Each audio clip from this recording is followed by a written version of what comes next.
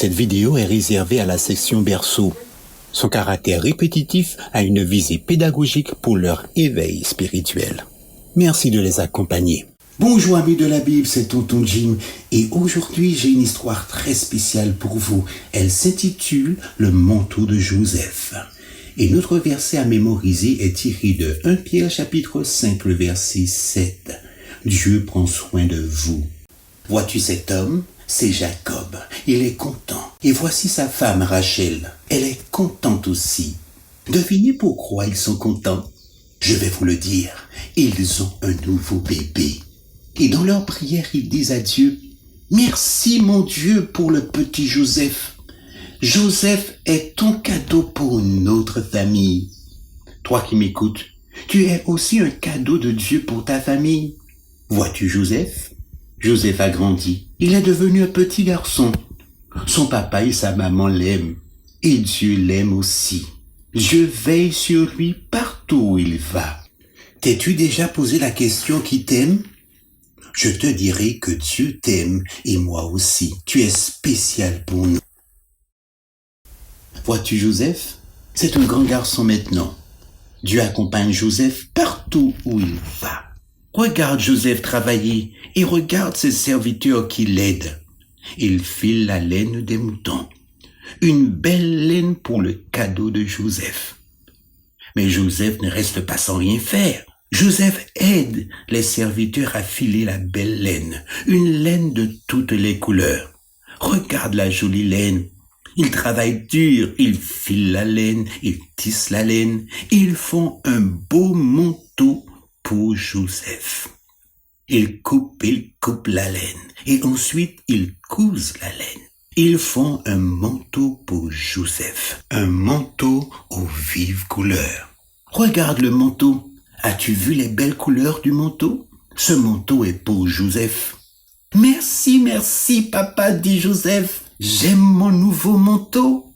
Mais cela ne plaît pas à tout le monde. Notre père aime beaucoup trop Joseph, dirent les frères de Joseph. Ce manteau est trop beau pour lui. Mais Dieu est avec Joseph. Joseph est content. Il saute de joie avec son nouveau manteau. C'est un cadeau d'amour pour Joseph. Dieu prend soin de lui. As-tu quelque chose de spécial? Oh, très certainement. Tu peux les compter sur tes doigts et dire à Jésus, « Merci Jésus pour les cadeaux spéciaux que tu nous donnes. Accompagne-nous où nous irons aujourd'hui. Amen. » À bientôt.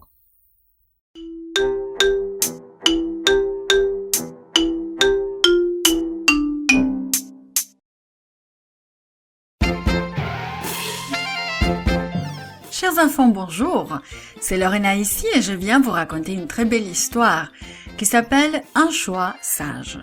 Notre verset à mémoriser est tout court et il dit comme ça « Ce n'est pas moi, c'est Dieu ».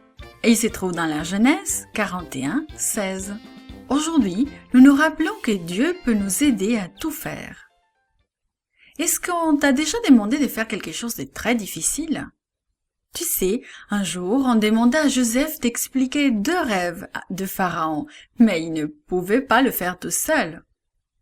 La lumière matinale pénétrait dans le palais par les superbes fenêtres. Pharaon se réveilla.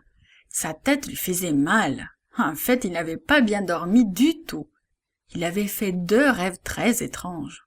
« Faites venir ici les sages !» ordonna-t-il à ses serviteurs. Les sages écoutèrent avec attention le roi qui leur racontait ses rêves.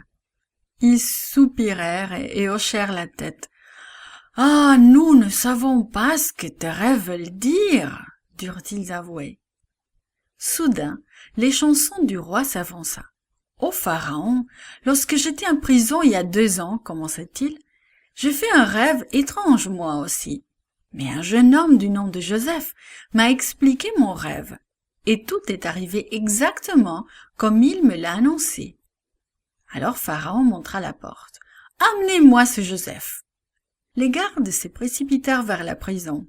Ils attendirent impatiemment, pendant que Joseph se rasait et revêtait de vêtements propres. Puis ils retournèrent à la hâte chez Pharaon. « Je fais 2 rêves et personne m'a pu m'en donner l'explication. On m'a dit que tu sais expliquer le rêve. Donne-moi l'explication de mes rêves, dit le pharaon. Joseph répondit avec vérité. Je ne peux expliquer les rêves, mais Dieu me révélera la signification et je pourrai alors te le dire. J'ai rêvé que je me tenais sur le bord du fleuve, commença Pharaon, et je vis sortir du fleuve 7 vaches grasses et belles qui se mirent à brouter de l'herbe. Puis 7 autres vaches sortirent du fleuve après elles. Elles étaient maigres et très laides. Les vaches maigres et laides dévorèrent les 7 vaches grasses et belles. Puis je fais un deuxième rêve, continua-t-il. Je vis 7 épis pleins et beaux qui sortaient d'une même tige. Et voici que 7 épis maigres et brûlés par le vent sortirent de la même tige. Les épis maigres et brûlés engloutirent les 7 épis pleins et beaux. Les 2 rêves veulent dire la même chose, répondit Joseph. Dieu te dit ce qu'il va faire. Les 7 vaches grasses et belles signifient que tu auras 7 bonnes années de récolte. Il y aura beaucoup de pluie et beaucoup de nourriture à manger. Les 7 vaches maigres et laides signifient que tu auras 7 mauvaises années après les bonnes années. Il y aura très peu de pluie et les semences ne pousseraient pas très bien. Ce sera 7 années de famine. Il faut que tu choisisses un homme sage qui entreposera la nourriture, un trou qui aura poussé dans les 7 bonnes années. Il y aura ainsi de la nourriture pendant les 7 années de famine, et le peuple ne mourra pas de faim. Pharaon était très heureux d'entendre les idées de Joseph. Il enleva son anneau de son doigt et le mit au doigt de Joseph. Il mit une chaîne d'or autour de son cou. « Tu seras gouverneur d'Égypte, » proclama Pharaon. « Tu seras l'homme le plus important d'Égypte après moi. » Ainsi, Joseph commença son nouveau travail. Il fit le tour du pays et fit des plans pour entreposer tous les surplus de nourriture qui avaient poussé pendant les 7 bonnes années. Joseph n'était plus en prison maintenant. Il travaillait pour le roi. Mais il savait qu'une chose demeurait la même. Dieu prendrait soin de lui au palais, tout comme il avait fait en prison.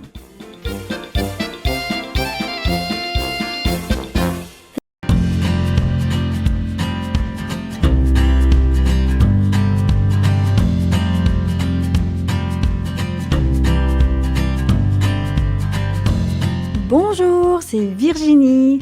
La leçon d'aujourd'hui a pour titre « Une grande réunion de famille ». Le verset à mémoriser se trouve dans Apocalypse 21, verset 4. « Dieu essuiera toutes larmes de leurs yeux. La mort ne sera plus, et il n'y aura plus ni deuil, ni cri, ni douleur, car les premières choses ont disparu. » As-tu déjà vu un lion dans un zoo? Aimerais-tu te trouver dans la même cage que lui? Quand tu iras au ciel, les lions seront aussi inoffensifs que les chatons et dormiront avec les brebis et les agneaux. Quand le nuage chariot portant Jésus, les anges et les rachetés arrivera dans les cieux, il s'arrêtera devant les portes de perles. Avant de passer les portes, Jésus donnera à chacun une couronne. Sur chaque couronne sera inscrit un nom nouveau et les mots « sainteté à l'Éternel ». Jésus remettra aussi à chaque personne une palme et une harpe. L'un des anges conduira les rachetés dans un chant de louanges qu'ils accompagneront sur leurs harpes. Puis Jésus ouvrira toutes grandes les portes. Il dira « La bataille est achevée. Vous êtes bénis par mon Père. Je vous ai préparé cette place depuis le commencement. Jouissez-en. Elle est à vous. » Toute la foule entrera par les portes. Les rachetés reverront des gens qu'ils n'avaient pas vus depuis des années. Ils verront aussi des gens dont ils avaient seulement entendu parler ou dont ils avaient lu l'histoire. Ils se parleront avec bonheur. « Je suis heureux que vous soyez ici. Regardez qui est ici. Regardez qui j'ai amené avec moi. Je savais que vous seriez ici. » Jésus s'assiera sur son trône, souriant à toutes ces personnes heureuses. Puis elles se tourneront vers lui, prendront leurs couronnes et les déposeront à ses pieds. Soudain, un autre cri de joie se fera entendre. Adam entrera dans la ville. Jésus se lèvera et tendra les bras vers Adam. Adam verra les cicatrices sur les mains de Jésus. Au lieu de tomber dans les bras de Jésus, il se prosternera à ses pieds. Il criera « Digne, digne est l'agneau qui fut mis à mort pour mes péchés !» Jésus le relèvera et dira « Regarde autour de toi, Adam !» Adam reconnaîtra immédiatement l'endroit. Il verra son ancienne demeure, le jardin d'Éden. Mais il sera encore plus beau que quand il y vivait. Adam marchera avec Jésus au milieu des arbres où il y a longtemps, il cueillait des fruits. Il sentira le parfum des fleurs qu'il ramassait. Il touchera les vignes qu'il soignait. Les animaux s'approcheront d'Adam. Il verra les loups et les agneaux jouer ensemble. Tous seront si doux que même les enfants joueront avec eux. Les chèvres et les léopards, les veaux et les poulains, les lions et les oursons dormiront ensemble. Tous mangeront le même genre de nourriture. Dans les cieux, les animaux ne se mangeront plus les uns les autres. Jésus conduira Adam vers l'arbre de vie. Il cueillera un fruit et dira « Voilà quelque chose à manger, Adam ». Adam regardera tous les gens dans la foule qui se tiendront dans le nouvel Éden, ses enfants, ses petits-enfants, ses arrière-petits-enfants, tous appartenant à sa famille. Il sera si heureux que Jésus ait sauvé tous ces gens. Il déposera sa couronne aux pieds de Jésus. Finalement, il tombera dans les bras ouverts de Jésus. Puis Adam prendra une harpe et entendra avec sa famille son cantique de louange préféré. Digne, digne, digne est l'agneau qui fut mis à mort pour mes péchés et qui vit à nouveau. Une fois encore, les rachetés enlèveront leurs couronnes et les déposeront aux pieds de Jésus. Ils s'inclineront profondément devant lui. Quand ils se relèveront, ils auront leurs palmes à la main et crieront « Alléluia !» Les anges se joigneront à leur louange. Des Alléluia résonneront dans les cieux. Tout le monde sera heureux d'être avec Jésus.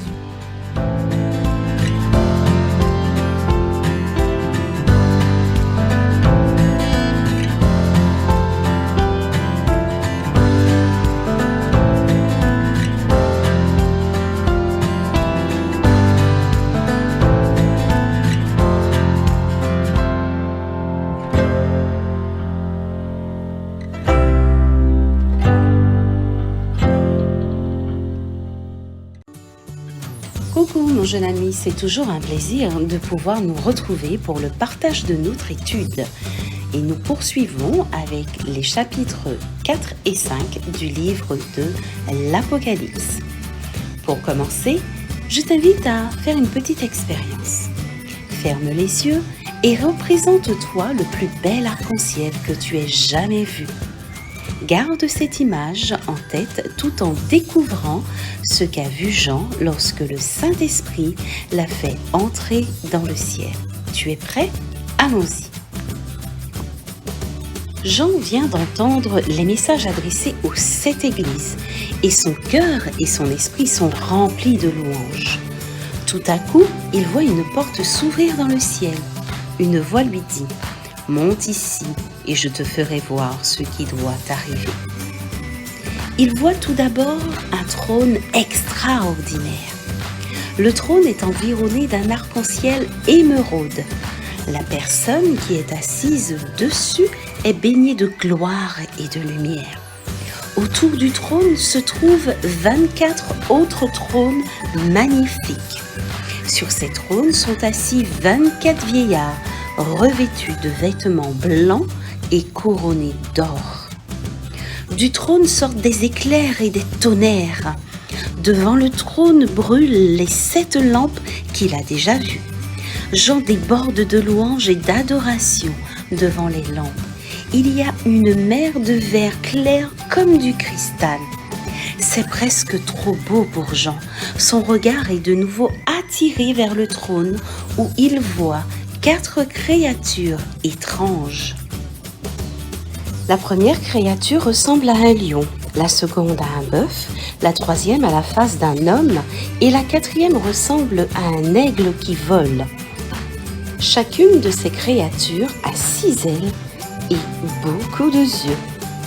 Jour et nuit, elle ne cesse de dire « Saint, Saint, Saint est le Seigneur Dieu, le Tout-Puissant qui était, qui est et qui vient. » Toutes ces étranges et merveilleuses créatures louent celui qui est assis sur le trône. Ensuite, Jean voit les 24 vieillards se prosterner et jeter leur couronne à ses pieds. Ensemble, ils disent « Tu es digne, notre Seigneur et notre Dieu, de recevoir la gloire et l'honneur et la puissance, car tu as créé toutes choses, et c'est par ta volonté qu'elles existent et qu'elles ont été créées. » Jean continue de regarder la scène. Il voit dans la main droite de celui qui est assis sur le trône un rouleau écrit en dedans et en dehors et scellé de 7 sceaux. Jean sait que ce rouleau est très important. Jean se demande si les 7 sceaux signifient qu'il y aura 7 autres messages, comme pour les églises. Au même moment, un ange demande d'une voix forte « Qui est digne d'ouvrir le livre ?» Personne ne s'approche, personne ne peut ouvrir le rouleau. L'un des vieillards dit à Jean « Le lion de la tribu de Juda a vaincu pour ouvrir le rouleau. » Jean est rempli d'espoir. Il voit tout à coup un agneau comme immolé au milieu du trône. L'agneau s'approche et prend le rouleau. Les 24 vieillards se prosternent à ses pieds pour l'adorer. Une harpe à la main, ils entonnent un nouveau cantique. Tu es digne de prendre le livre et d'en ouvrir les sceaux, car tu as été immolé et tu as racheté pour Dieu par ton sang des hommes. Tu as fait d'eux un royaume et des sacrificateurs pour notre Dieu, et ils régneront sur la terre. Tout joyeux, Jean veut aussi louer le Créateur et l'agneau qui est mort pour ses péchés. Puis il constate que des milliers d'anges partagent aussi ses sentiments. Il loue Dieu en disant « L'agneau qui a été immolé est digne de recevoir la puissance, la richesse, la sagesse, la force, l'honneur, la gloire et la louange. » Le cœur de Jean va éclater, tellement il déborde de joie, de louange et d'adoration pour Dieu. Mais voilà qu'il entend un autre cantique de louange, entonné cette fois par tous les êtres créés. À celui qui est assis sur le trône et à l'agneau soit la louange, l'honneur, la gloire et la force au siècle des siècles. Et les 4 êtres vivants répondent « Amen ». Et Jean se joint à eux en disant « Amen ». Qu'avons-nous retenu ? Jean voit en vision le trône céleste entouré d'un arc-en-ciel et toutes les créatures célestes adorent Dieu, le Créateur de toutes choses. Mon ami, Dieu est digne de recevoir adoration, honneur et louange au ciel comme sur la terre. Non seulement il nous a créés, mais il a envoyé Jésus payer notre salut de sa vie. Et ceci, nous l'avons vu dans l'Apocalypse 5, car Jésus-Christ est le sujet de nos louanges, car c'est lui qui représente l'agneau immolé. Nous devrions considérer comme un privilège de pouvoir nous joindre au ciel pour louer et adorer Dieu et son Fils, Jésus-Christ. Notre verset nous rappelle ceci dans 1 Thessaloniciens 4, le verset 16. Car le Seigneur lui-même a un signal donné à la voix d'un archange, au son de la trompette de Dieu, descendra du ciel, et les morts en Christ ressusciteront en premier lieu. Oui, mon ami, nous louons Jésus de nous avoir créés et de nous avoir sauvés. Pour clore notre étude de ce matin, je te propose de chanter avec moi le numéro 605 de notre hymne et louange, Louer l'Éternel. Louez l'Éternel en tout lieu, lui qui créa le firmament. Louez-le constamment, louez-le jusque dans les cieux. Unissez aux plus belles voix et la trompette et le hautbois. Faites résonner tour à tour, et la musette et le tambour.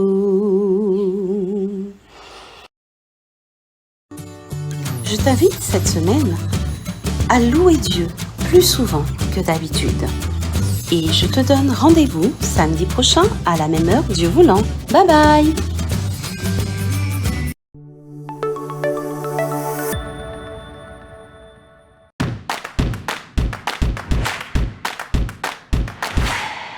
Salut les amis, si vous aimez nos vidéos, abonnez-vous et n'oubliez pas le petit pouce bleu.